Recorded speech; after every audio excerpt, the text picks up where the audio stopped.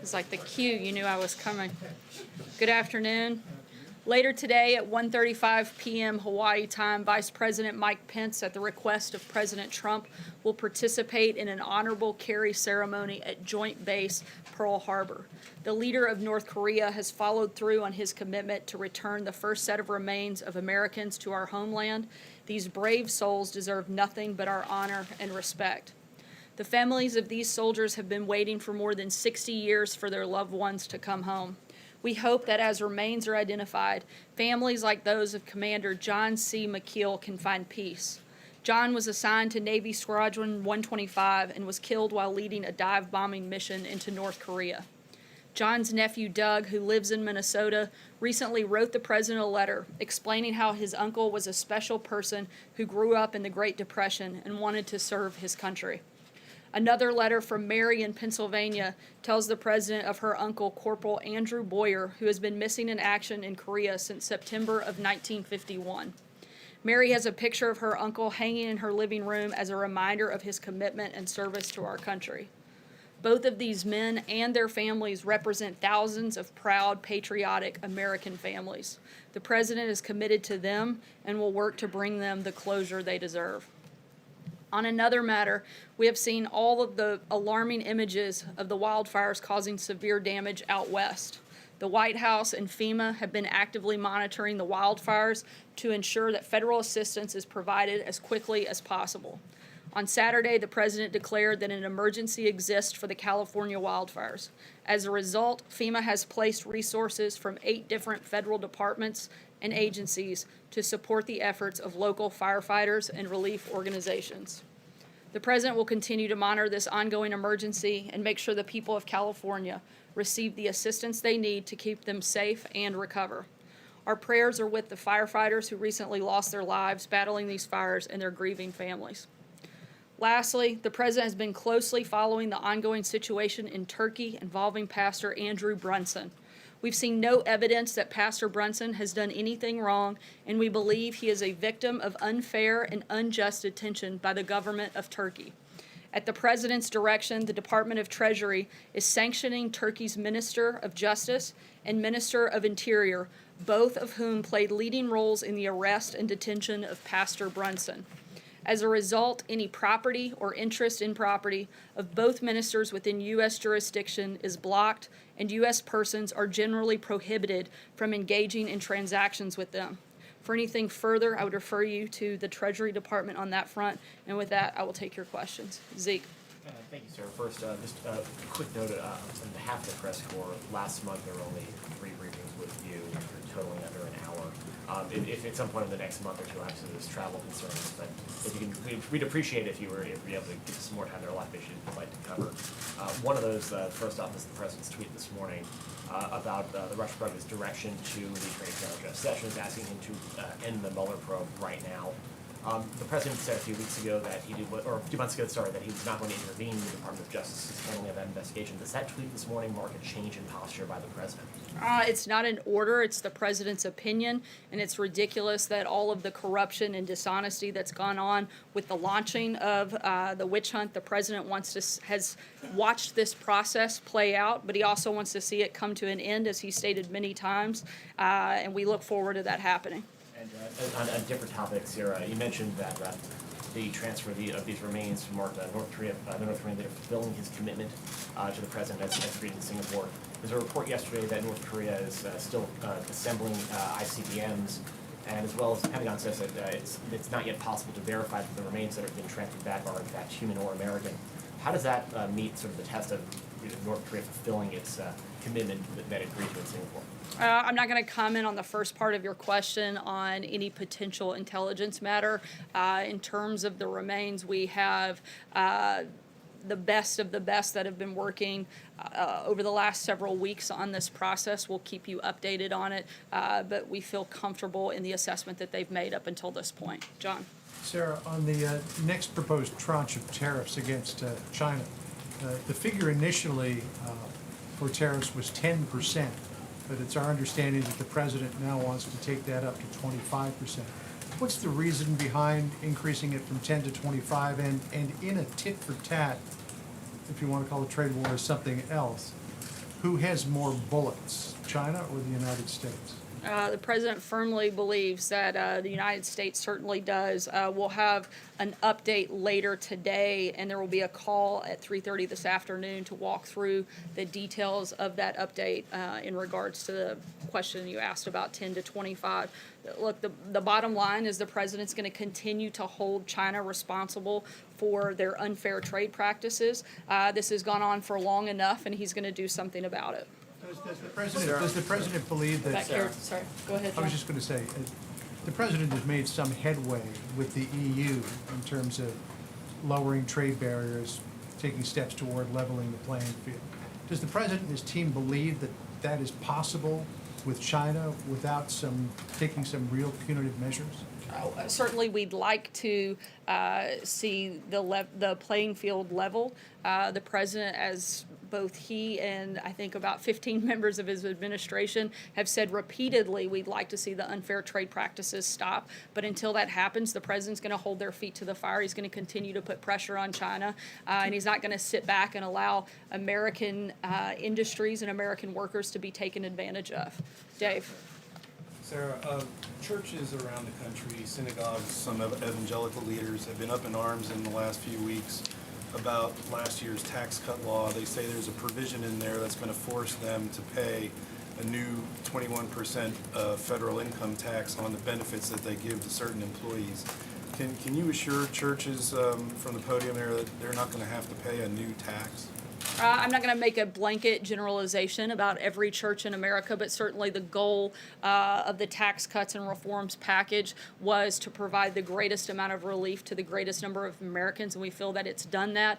And we feel that the other policies that the president has put forward when it comes to the economy have certainly moved the ball forward, made our economy infinitely stronger than it has been in decades, and I think you can see that by all of the numbers that have come out over the last year and a half. Sarah, Hunter? these are tax exempt you, groups. Sarah. These are traditionally tax exempt groups. What is the president prepared to do to make sure they keep their tax exempt status? Certainly something that we're looking into, but I don't have anything specific for you on that front. Hunter?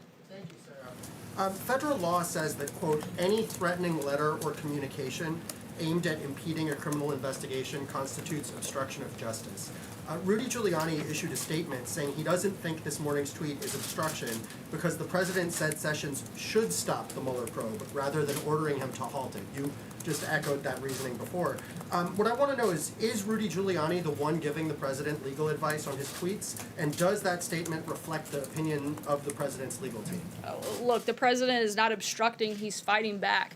The president is stating his opinion, he's stating it clearly, and he's certainly expressing the frustration that he has with the level of corruption that we've seen from people like Jim Comey, Peter Strzok, Andrew McCabe. There's a reason that the president's angry, and frankly, most of America is angry as well, and there's no reason he shouldn't be able to voice that opinion. Margaret? Isn't he putting Sorry, pressure we're on going to them? keep going. Margaret, go ahead. Sorry, we were just, okay. Tesla plans to spend $5 billion to build a plant in China.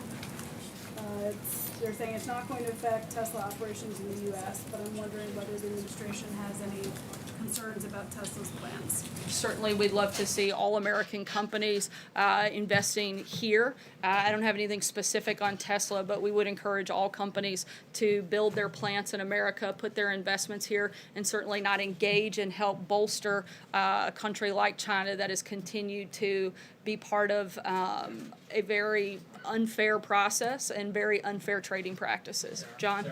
Thanks a lot, Sarah. There was a reaction to the president's tweets today from some of his allies on Capitol Hill. Republican Senator Hatch said, I don't fully get what he's trying to do. And another Republican senator, Senator Thune, said the Mueller investigation needs to move forward. He said they ought to let them complete their work. Do you agree with that sentiment expressed by Senator Thune that this investigation by Mr. Mueller ought to be completed and not be sort of cut off at its knees? We certainly think it should be completed. We'd like it to be completed sooner rather than later. It's gone on for an extensive amount of time. They've still come up with nothing in regards to the president. We'd like to see it come to a close. We've said that a number of times. So sure, we actually agree on that front. Cecilia? If I may. Sorry, Sarah, I'm just because we're the tight on Attorney time because the General president's going to be said speaking. the Cecilia, go Attorney ahead. General recused Sorry, himself John, from just the because we're Mueller tight on time, investigation. I'll try to get to as many people as possible. Cecilia, go ahead. Does the president still believe that millions of people are voting illegally in this country? Is that the basis for this push for requiring voter IDs? Even if there are 10 people that are voting illegally, it shouldn't happen. The president wants to see the integrity of our election systems upheld, and that's the purpose of his comments. He wants to make sure that anybody that's voting is somebody that should be voting. And I think that's something that frankly should be celebrated, not discriminated. When was the last Major? time the president went to a grocery store? I'm not sure. I'm not sure why that matters either. Major, go ahead. Last night that you needed ID to buy groceries. Grocery store. You go to the grocery store, I go to the grocery store. I've never had to show an I've ID been to a buy lot my lately, actually. grocery store. I've never had to show an ID when I go to buy groceries. Most people Certainly, don't. if you go to a grocery store and you buy beer and wine, you're certainly going to show your ID. I don't think that. Is that what the president who doesn't drink meant?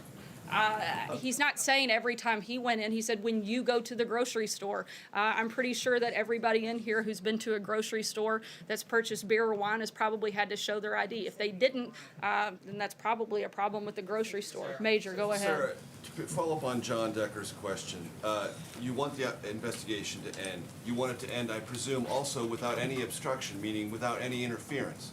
Many have described the president's tweet this morning as blowing off steam. Is that a fair characterization? It's just an opinion he's throwing out there. It has nothing to do with his actual governmental control of or supervision of this investigation. Once again, as I said earlier, the president stating his opinion. It's not in order, but he's been, I think, crystal clear about how he feels about this investigation from the beginning. Sarah? Because you said a moment ago that the investigation itself is corrupt. The Mueller investigation. Then you mentioned Comey and McCabe and Strzok. They're not. Strzok certainly isn't anymore. He was for a time. The entire investigation is based off of a dirty, discredited dossier that was paid for by an opposing campaign and had a lot of corruption within the entity which was overseeing it, which was Peter Strzok, James Comey, Andrew McCabe. We've laid this out a number of times. I don't think that we have to go into it every single time we're in here.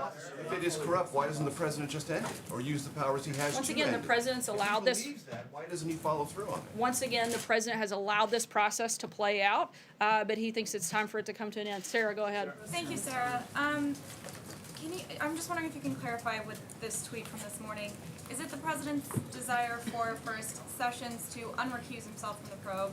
And is it also his desire for the special counsel to be fired? I think I've clarified this about 10 times now. It's the president's opinion. I don't have anything further. Steve?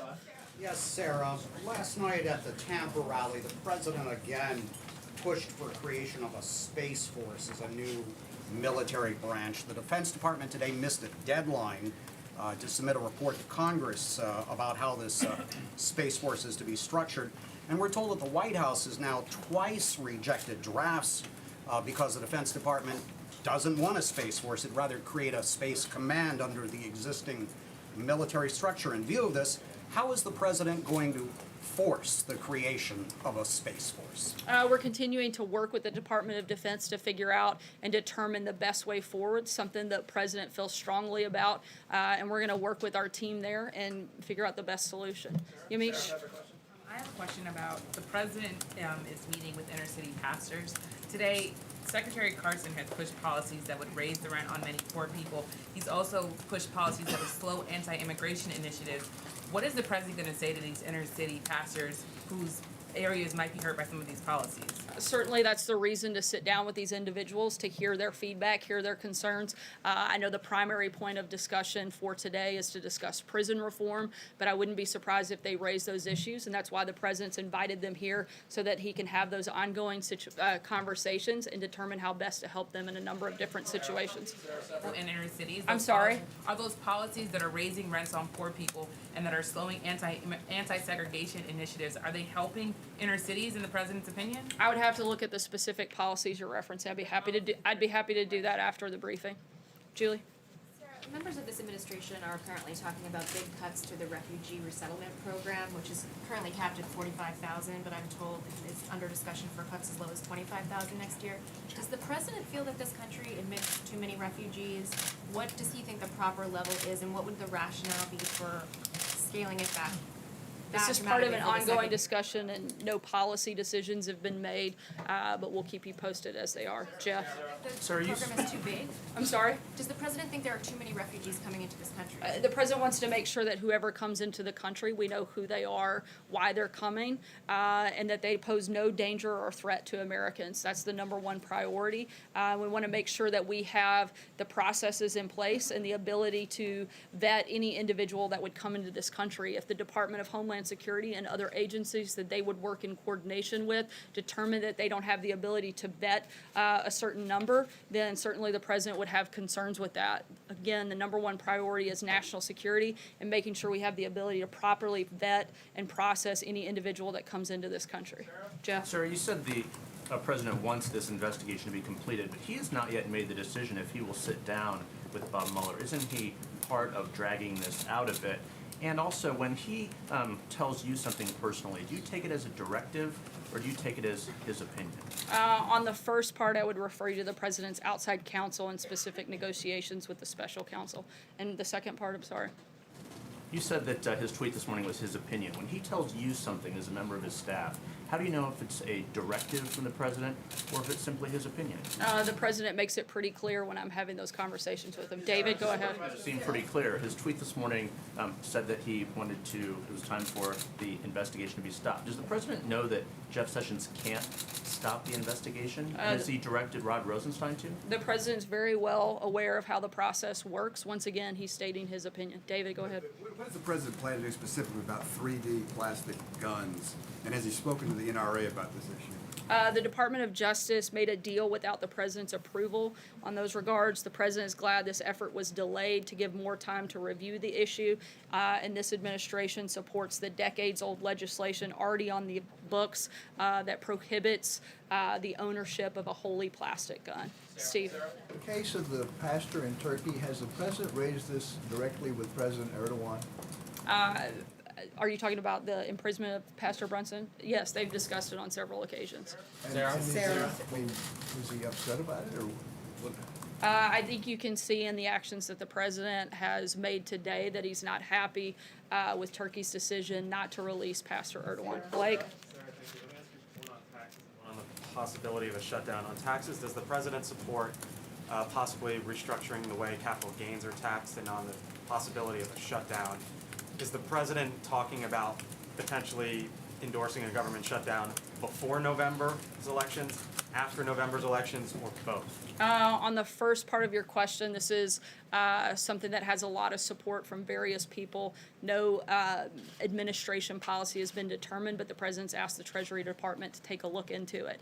On the second part of your question in regards to the shutdown, the president isn't focused on the timing of before or after the election. He's focused on the results. He's been talking about this for a year and a half. Our immigration system is completely broken, and he's begging and has been for Congress, particularly Democrats in Congress, to step up, do their jobs, stop kicking the ball down the field, and actually work with him to fix our system. It's that simple.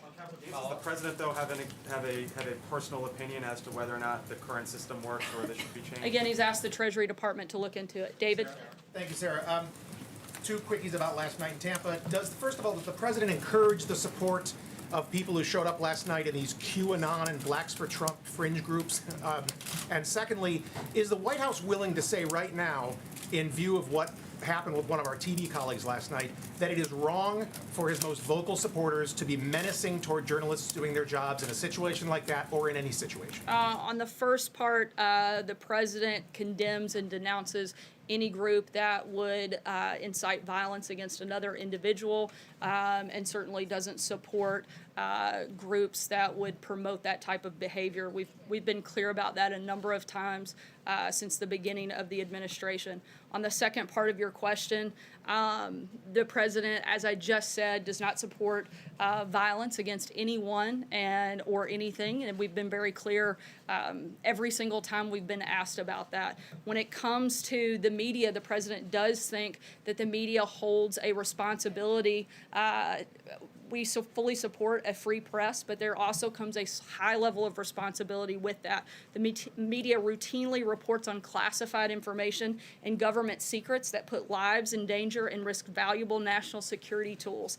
This has happened both in our administration and in past administrations. One of the worst cases was the reporting on the U.S. ability to listen to Osama bin Laden's satellite phone in the late 90s. Because of that reporting, he stopped using that phone and the country lost valuable intelligence. Unfortunately, it's now standard to abandon common sense ethical practices. This is a two-way street. We certainly support a free press. We certainly condemn violence against anybody, but we also ask that people act responsibly and report accurately and fairly. Sarah, nobody was being Aisha. violent last night. They were trying to prevent a broadcaster from getting his broadcast out and yelling that his network sucks. Is that right or wrong? I'm sorry, what was the first part of your question? I said no one was being violent last night in terms of hitting anybody, and no broadcaster was broadcasting state secrets. They were trying to do stand-ups at a public rally, and you had people trying to yell over them, preventing them from doing their jobs, and yelling that their network sucks on live TV. Look, Does the White House support that or not? While we certainly support freedom of the press, we also support freedom of speech,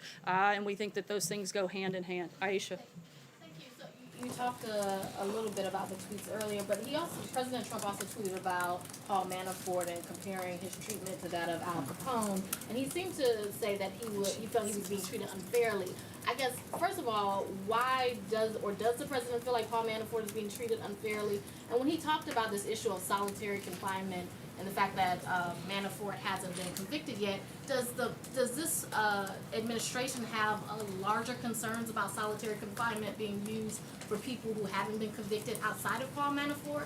I'm not aware of a specific policy position that the administration holds on that front. Certainly, the president's been clear. He thinks Paul Manafort's been treated unfairly. Steve?